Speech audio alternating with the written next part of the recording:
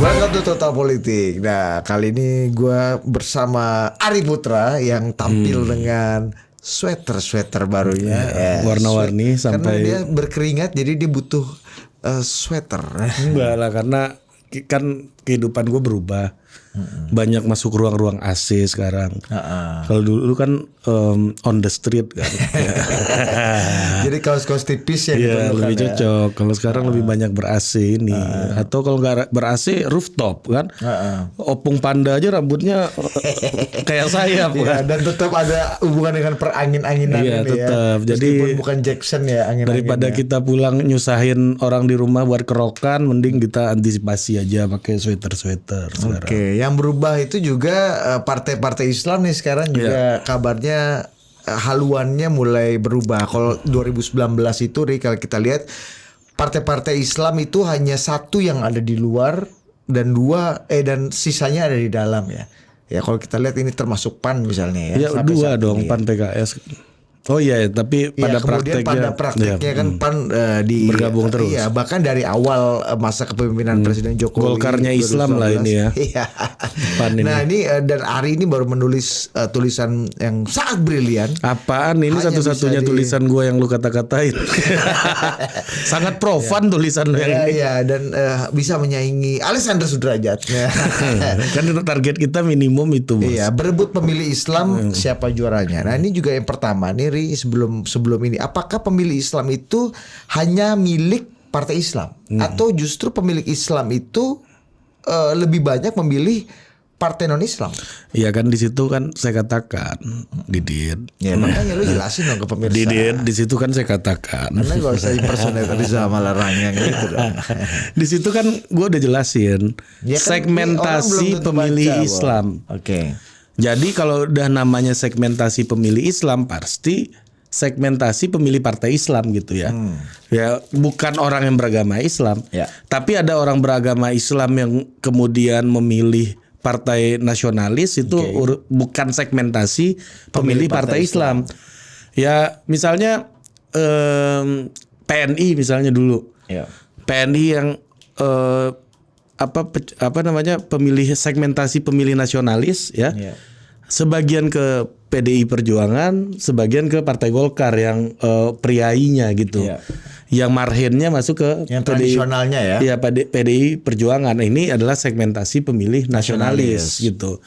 Jadi gua cuma membagi dua kategori itu, segmentasi pemilih nasionalis dan segmentasi pemilih Islam. Karena kalau kita bagi tengah-tengah, di tengah semua, Bos. Nasionalis religius ini. Agak bingung juga nih. Agak bingung juga kita ngelihat mana merahnya, mana putihnya kan. Betul. Kan? Merah kata J kayak itu yang lain tuh. Merah kata Bung Karno, merah putih kata Indonesia. Gitulah. Jadi segmentasi pemilih Islam ini adalah dipastikan adalah orang-orang yang para pemilih yang menjatuhkan pilihannya kepada partai-partai Islam. Nah, lagi-lagi ya, ketika kita berbicara masalah pilihan politik, ini adalah sebuah kompleks sistem ya. Jadi dia multiple variables gitu ya yang mempengaruhi. Jadi ada aspek sosiologis, aspek kepercayaan gitu ya, emosional, ada berbagai macam ya, ini teori-teori voting behavior ya. Nah, kalau kita lihat sejak reformasi bahwa segmen pemilih Islam ini jumlahnya sekitar 30%-an. Ini bahkan dulu sejak zaman Masyumi dulu juga 30%-an juga, tapi agak ke atas hampir 40 gitu ya. Ada partai NU juga kan. Betul, 18 dan 20%. Kalau kita 38 lihat, hampir 40. Betul. Nah, jadi masih di kisaran 30-an dan makin lama jumlahnya makin menurun, tapi tetap di atas 30%-an. Jadi kalau misalnya semua partai Islam itu digabung atau bahasa lainnya, jika hanya ada satu partai Islam itu pemenang pemilu dia. 30% dia. Ya kan, itu yang bisa mencapai capaian itu cuma PDI Perjuangan nih setelah reformasi gitu ya. Nah, karena kalau kita lihat dari jumlah segmentasinya dari 30% segmentasi pemilih partai Islam, pemainnya ada 4 yang utama. Ini kita nggak bicara partai baru kayak Gelora, terus Pelita yang juga Partai Umat ya. Partai Umat dan kalau masukin itu lebih crowded lagi gitu. Tapi kalau udah pemainnya yang udah ada di DPR itu ada 4. Oke. Ya kan ada Ini PKB. bicara DPR ya? Iya, yang ada di Oke. DPR yang Bukan udah masuk bicara parlemen. pemilu ya? Karena ada juga partai yang Islam yang ikut pemilu tapi belum tentu ada di DPR. Nah langganan itu. DPR. Nah kalau itu ditambahin lagi lebih crowded lagi nih segmen ini. Oke. Siapa Ini kita itu? bicara 4 partai itu aja ada PKS, P3, PAN dan Golkar enggak dong, PKB gitu. Jok sedikit. Meskipun semua punya sayap Islam ya di. Iya, semua punya sayap Islam gitu. PDIP punya Bamusi ya, Golkar juga ada kan. Nah, tapi segmentasi pemilih partai Islam itu jumlahnya 30% dan pemainnya banyak. Dan ada 4. Jadi satu kue 30% ini diperebutkan. Ini udah captive market yang solid ya. Solid. Dari pemilih orang yang percaya bahwa jalan hidup dan cita-cita bangsa ini harus melalui partai Islam itulah kurang lebih ya. Ini captive-nya ada 30%. 30% itu Fix ya. baik itu faktornya ketokohan atau ideologi ya. Ya, jadi pemilihnya itu konsisten lah segitu. Kalau ngeliat ketokohan dari 4 partai ini aku rasa juga nggak terlalu kuat ketokohan juga, maksudnya ya. di legislatif ya. Oh iya, Ya iya. kan? Jadi kan party ID kita kan kecil ya. Betul. Jadi misalnya jagoan-jagoan lokal ya di daerah ya. misalnya partai kayak gue contohin kayak P3 lah gitu misalnya. Mungkin di nasional nggak begitu besar, cuma sekitar 4%, kursinya di DPR pun juga sangat sedikit ya. Sekitar berapa nggak Ya, nyampe hampir 5 lah. ya hampir Ya, di bawah 5, di bawah 5. 4%-an. Nah, kursinya juga di DPR sangat sedikit. Tapi P3 itu punya daerah-daerah yang basisnya kalau bahasanya Bang Muni itu gremet gitu. Mencengkram ke bawah gitu. Misalnya paling dekat tuh Kabupaten Bogor misalnya. Itu ada Yasin Family, Family gitu. Dan itu P3. Atau Haji Lulung gitu misalnya. Haji Lulung di Jakarta almarhum gitu dan di Jawa Tengah Taj Yasin, Gus Yasin gitu. Mbah Mun Family. Mbah Mun Family.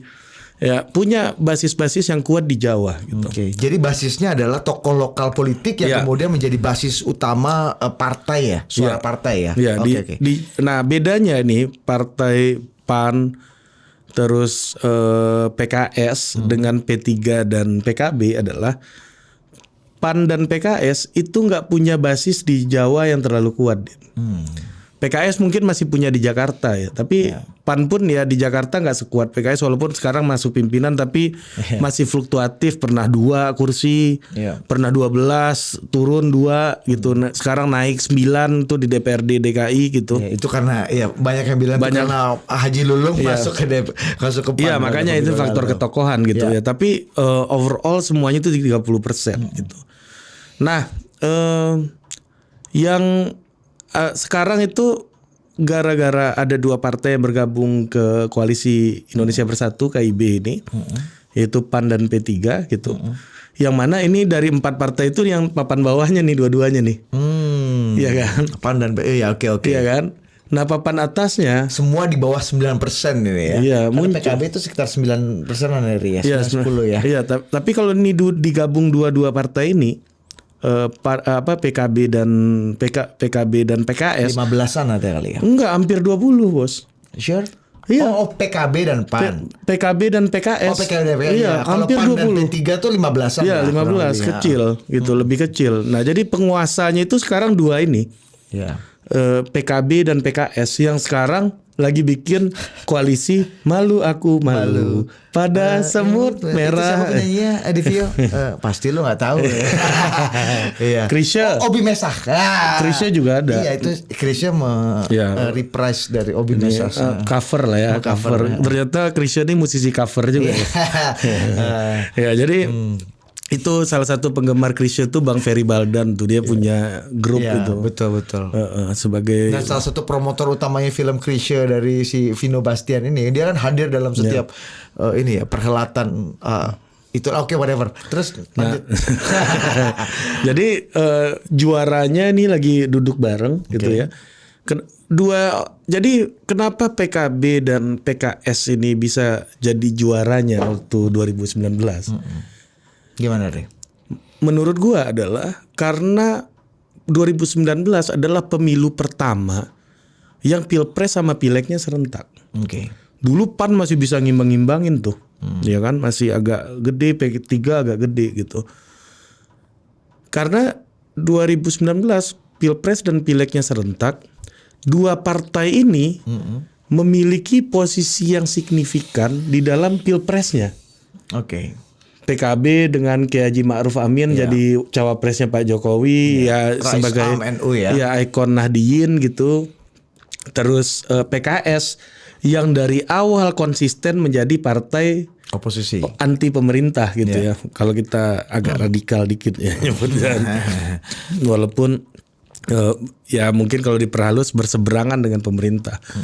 Semua pilihan PKS itu merupakan pilihan-pilihan yang tidak sama dengan pilihan dari Presiden Jokowi, atau at least pilihan yang dianggap yang publik menganggap itu pilihan Pak Jokowi, kayak Pak Ahok gitu misalnya.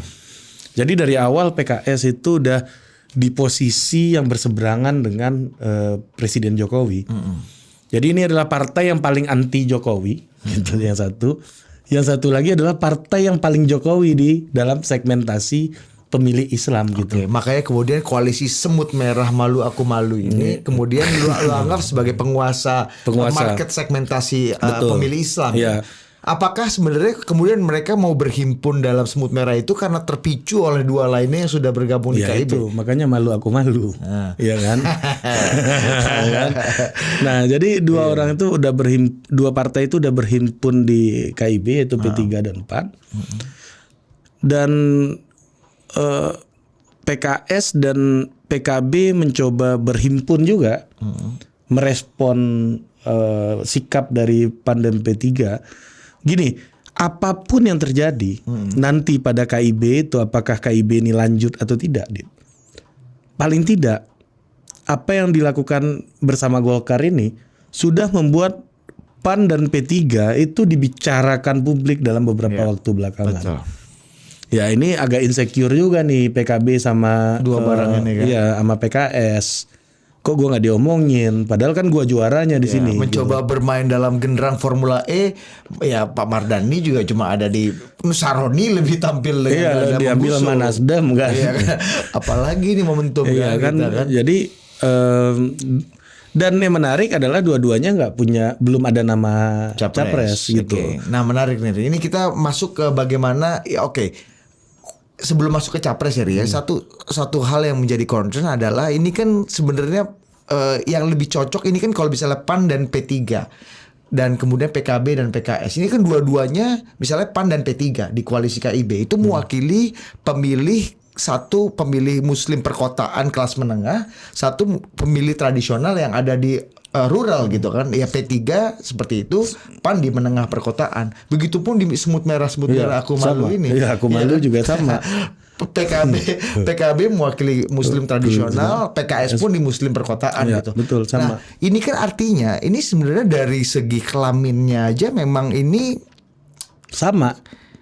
Kok sama? Iya kan sama. Saling melengkapi maksud lo? Iya kan ini barang yang sama. KIB punya barang yang sama dengan semut merah. Iya, tapi maksudnya ini secara ideologis mereka ini kan sebenarnya dua hal yang sehari-hari relatif yin yang maksud lo kan, yin yang bertentangan gitu, saling saya nggak mau bilang haram mengharam, salah menyalahkan lah secara tapi kan syariat gitu ketika sebuah koalisi itu, sebuah proposal koalisi yang belum ada nama capresnya itu udah terbentuk,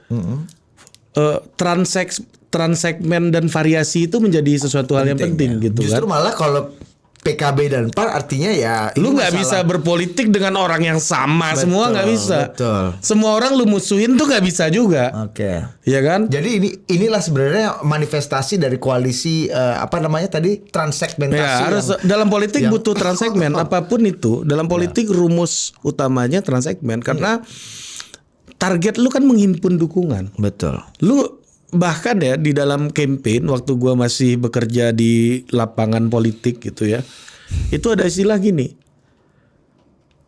copet pun suaranya berharga. Copet pun kita butuh dalam pertarungan ini.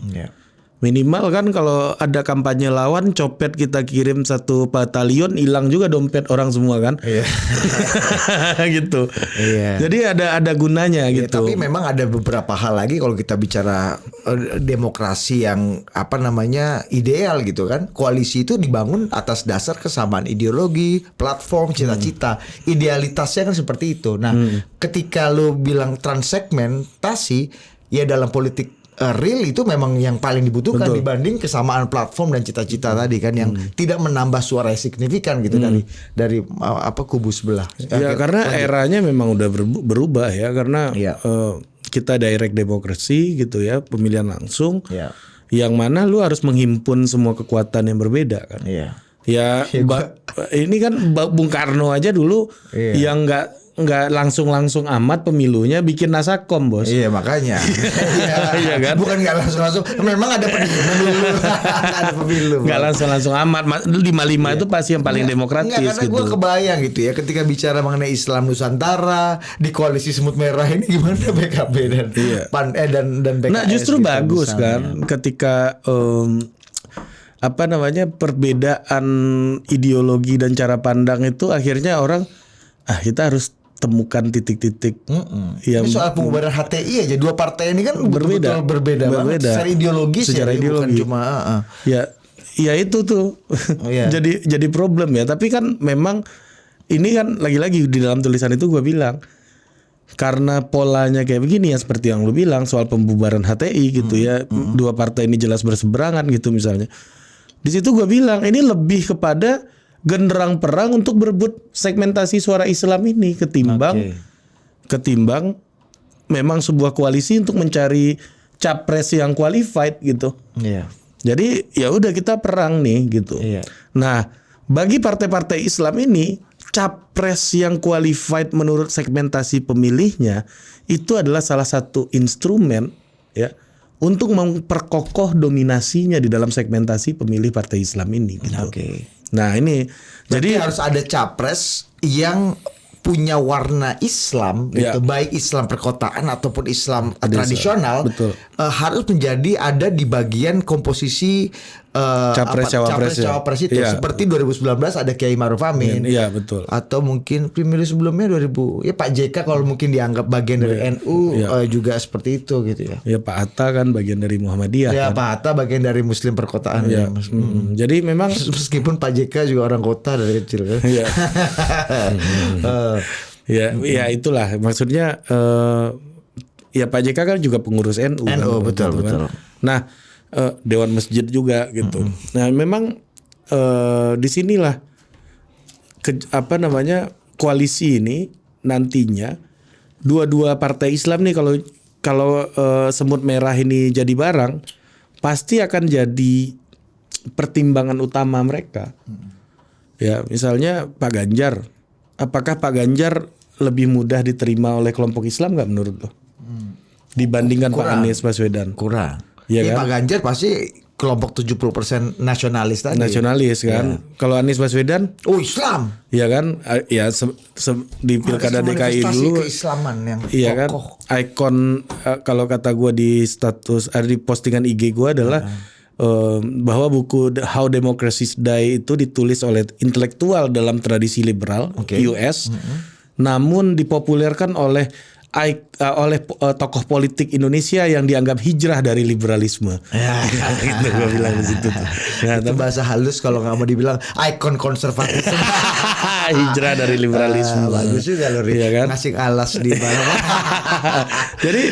jadi kan Pak Anies lebih mudah diterima gitu di dalam kelompok Islam ketimbang Pak Ganjar gitu misalnya. Ya kan? Satu itu. Pak Prabowo gimana menurut lo? Pak Prabowo ini ada residu mewakili kelompok Islam di 2 pemilu sebelumnya. Udah terbukti gitu. Tapi kan kemudian yang berhijrah sekarang Pak Prabowo dari Islam community ke tengah kan. Iya, mulai kembali ke Kito, dekat dengan Bu Mega. Tapi masih ada alasan untuk menerima Pak Prabowo lagi gitu karena pernah diuji gitu. Betul. Ya kan? Nah, itu mungkin di dalam segmen ini pilihan untuk mengambil Mas Ganjar menjadi yang paling sulit mungkin gitu. Nah, coba pertanyaannya kita balik gitu. Pak Anies sulit nggak untuk diterima di segmen nasionalis? Mungkin Enggak juga kan? enggak juga. Punya potensi besar karena dia bagian dari kelompok itu dulu. Ya kan, seperti halnya Pak Prabowo yang bagian dari Kelompok tengah dulu. Kelompok Islam dulu. Iya, gitu kan. iya, Jadi iya. jadi komposisinya jadi Iya. lebih kompleks gitu. Oke. Dan pertanyaannya adalah siapa yang akan jadi juara dalam segmentasi ini adalah koalisi yang mampu menemukan formula-formula itu gitu ya. Apakah orang ini lebih mudah diterima di sini atau di sana gitu, atau ya mencari, karena gini lagi, narasinya PKS di 2019 ini nggak gue tulis nih di situ. Narasinya PKS di 2019 berseberangan dengan pemerintah itu agak kurang relevan sekarang menurut gue. Karena Pak Jokowi nggak berlaga lagi, satu ya. Kedua, semua koalisi pasti ada partai Jokowinya sekarang, ya kan? Nggak ada partai yang non Jokowi banget tuh nggak ada. Non koalisi Jokowi. Iya, semuanya ada. Karena cuma Demokrat dan PKS yang Iya, di luar. dan nggak cukup. Nggak cukup dan nggak Betul. mungkin mereka, belum tentu juga mereka hanya berdua ini Iya. kan sebagai tokoh Nah, oposisi. makanya Ya, dengan koalisi semut merah malu aku malu ini kan juga membuktikan bahwa ya transsegmentasi dan trans koalisi ini juga terjadi gitu. gitu. Jadi makanya kita kembali lagi melihat bahwa dua partai Islam ini di masing-masing koalisi, apakah semut merah ini jadi kan juga akan jadi dua partai Islam kan. Oke. Nah, yang di KIB juga ada dua. Itu gua rasa tidak akan sepenuhnya melepas pilihan capres yang akan didukung gitu. Oke. Ya pasti P3 sama PAN udah dibicarakan di mana-mana nih gitu. Ya PKS sama PKB juga akan mengambil langkah gitu ya, akan mengambil hitung-hitungan. Ya udah kita cari capres yang paling memberikan benefit elektoral gitu, dan pertarungannya akan di situ. Dan menurut gua sih akan sangat sulit bagi partai-partai Islam ini, karena udah terbukti di pemilu sebelumnya itu tidak melihat sosok capres yang memiliki keterwakilan keislaman gitu. Nah itu jadi ini kunci dari keberhasilan koalisi mereka adalah capres atau cawapres yang kemudian nanti akan diusung dan dianggap mewakili keterwakilan. Bukan koalisi Islam. mereka. Bisa aja mereka menang pemilu karena segmentasi Islam cuma 30%. Ya kan? Maksudnya Tapi bisa aja capres yang mereka pilih akan menang pemilu karena segmentasi pemilih Islam cuma 30%. Iya. Tapi partai Islam yang bergabung ke sana bisa nggak dapat suara kalau capresnya salah gitu. Itulah yang kemudian PKB bisa agak sur kan dengan pemilu 2019 lalu. Iya, bahkan menurut gua Caimin sekalipun dimajukan pasti walaupun kalah di Pilpres tapi suara PKB naik gitu. Betul. Jadi gue melihat polanya Karena ada kami di kertas suara. Nah, betul. Ada kami, bagian Betul, dari kami betul. yang ada di sana. Itu lebih penting ya bagi kepercayaan diri Jadi, partai dan juga kotel efek. Nah, ini presiden yang terjadi dengan Pak Prabowo di 2019 bukan kami. Ya karena suara partainya naik walaupun kalah tetap dapat menteri. Oh iya. Gitu. Jadi gue yakin nanti setelah Pilpres ini tolong dijadiin teaser ya. Gue yakin setelah Pilpres ini ya, yang kalah tuh gabung koalisi lagi. Iya. Gue yakin tuh. Paling tinggal di luar 1-2 kayak sekarang lagi polanya. Jadi beberapa tahun belakangan ini gue merasa bahwa politik Indonesia itu berjalan sangat statis sebenarnya. Cara power bekerja ya statik gitu. Mungkin ya cerita-cerita asap mengebul-ngebul, somai sudah terhidang, itu yang agak dinamis gitu ya. Dan ujung-ujungnya akan masuk koalisi. Masuk koalisi lagi Jadi, gitu. Beda dengan bagaimana Megawati mengelola partai dalam hubungannya relasinya dengan kekuasaan selama 2004 sampai 2014. Ini yang menurut gua agak susah juga terulang Heri, dengan pola seperti ini ya. Mereka itu lebih peduli partai mereka partai itu dapat suara banyak daripada capresnya menang. Oke, menarik ya. Iya, partai suara banyak bisa dagang setelah Pilpres. Tapi kalau capresnya menang mereka dukung juga belum tentu diingat jasa-jasa pertarungan Kalau gitu. Pak Erik itu mewakili, bisa nggak Pak Erik kan misalnya? NU. Oh iya. Banser udah latihan merayap nggak ini? Ya kan? Jadi bisa juga pemilih Islam tradisional menganggap bahwa satu di antara kami ada di sana. Iya kan udah gitu ya. satu geng sama Mas Nur Zaman sekarang. Ya kan? Oke, jadi kesuksesan partai-partai Islam dalam tetap mempertahankan 30% ceruk ini bahkan bisa lebih gitu. Misalnya kalau tahun 99 tuh sampai 36%, tapi dibagi 14 partai. 14 banyak banget. Jadi banyak sekali. Jadi menurut gue ya itu partai lebih peduli partainya suara naik ketimbang capresnya yang menang. Oke. Karena ya itu apa yang dilakukan Pak Prabowo ya kan dulu Pak Prabowo juga begitu. Kenapa kalian sekarang nyalahin kami? Dulu kan pernah terjadi gitu. Seperti halnya George Washington balik ke kebun anggur. Dulu kan George Washington balik ke kebun anggur. Jadi gua nggak ikut-ikut politik lagi setelah jadi presiden ya nggak apa-apa karena George Washington sudah memberikan benchmark gitu. Ojo dume. Ya, itu tema detik besok. Oke, jadi buat Caimin, Pak Harso, Pak Zul dan juga Habib Salim, tolonglah dengarkan kawan kita nih ya. Udah beli sweater baru dia. Ya, Sampai biar jumpa. makin banyak sweater baru. Adios, amigos.